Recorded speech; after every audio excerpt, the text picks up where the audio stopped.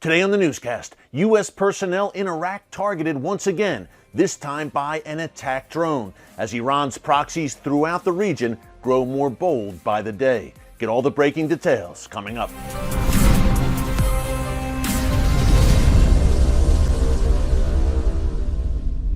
Hey folks, Erick Stakelbeck here. Welcome to the Watchman Newscast. Those Iran-backed Iraqi Shia militias are at it once again. Yesterday, Wednesday, April 15th, a U.S. base in Erbil, northern Iraq, Iraqi Kurdistan, was struck not by a rocket, but by an attack drone packed with TNT. Now, the base is at Erbil International Airport. No one was killed, maimed, or injured, thank God, in this latest attack. But this is a new wrinkle that we are seeing. Usually, it's those rocket barrages that we've reported on so much here at the Watchman Newscast over the past few months. But now these Iran-backed Iraqi Shia militias who have targeted U.S. personnel in Iraq on such a frequent basis are taking it to a different level using the attack drone. This was unprecedented when it comes to northern Iraq and attacks against U.S. personnel there. Again, thankfully, no one was injured. There was damage to this base, a coalition base. There's U.S. soldiers there, of course, are the main force there. But this base has been targeted repeatedly over the years, including back in February when a barrage of rockets, again, the usual MO of these Iran-backed groups in Iraq, a barrage of rockets hit that coalition base. A contractor working with the United States was killed in that attack. Now, the organization that claimed responsibility for that February attack was called the Guardians of Blood, an Iran-backed Shia militia.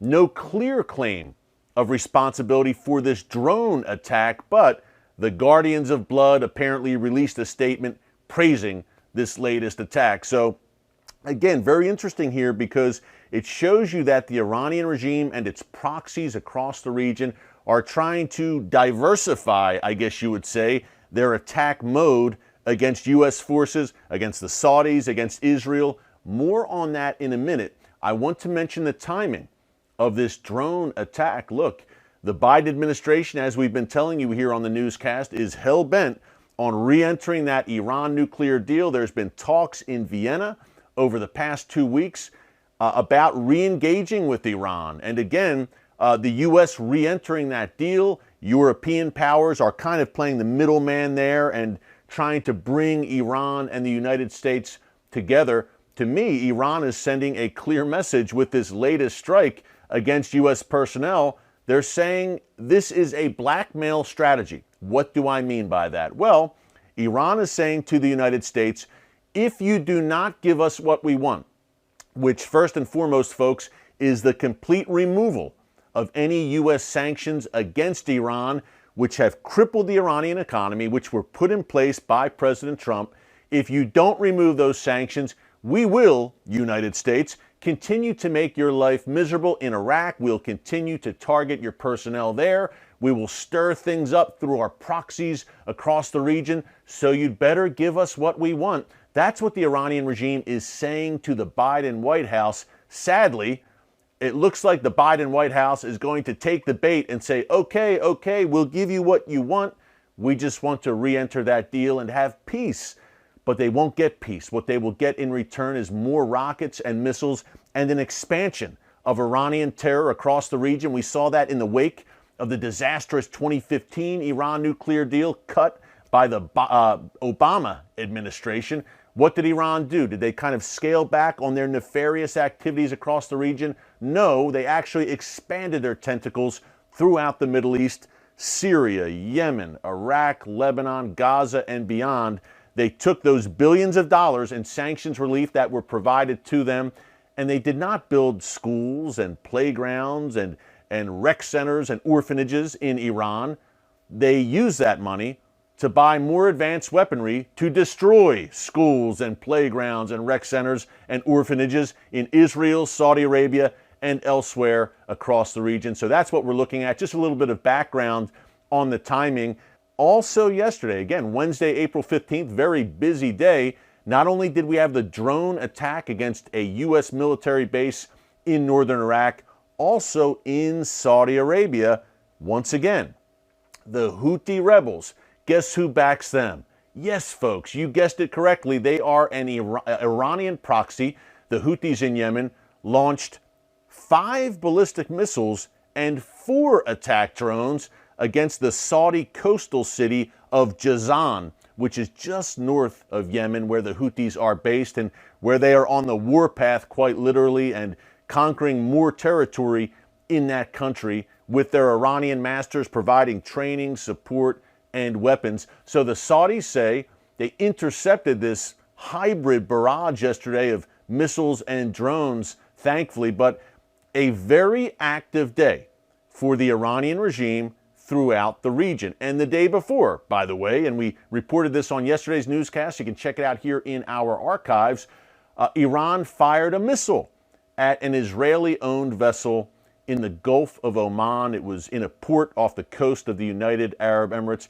So a very busy week, you would say, for the Iranian regime as it continues its nefarious activity throughout the region.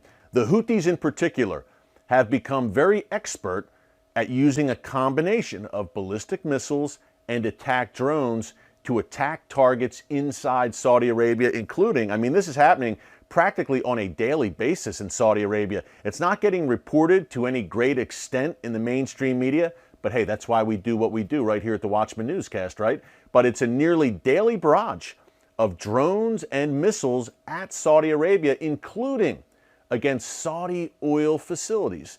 Now, folks, if one of those oil facilities goes offline, you can bet that the mainstream media will suddenly become very interested in what's going on there, because it will affect the global economy without a doubt. We saw this hybrid model used in September 2019 against a Saudi oil facility. That was taken offline for a short time, and in that short time, it affected the world's oil supply. So the Yemeni-based Houthi rebels, they seem like a kind of a rudimentary force in many ways, but they can wreak great havoc that could have an international reach if they are successful in these attacks against Saudi Arabia's oil installations.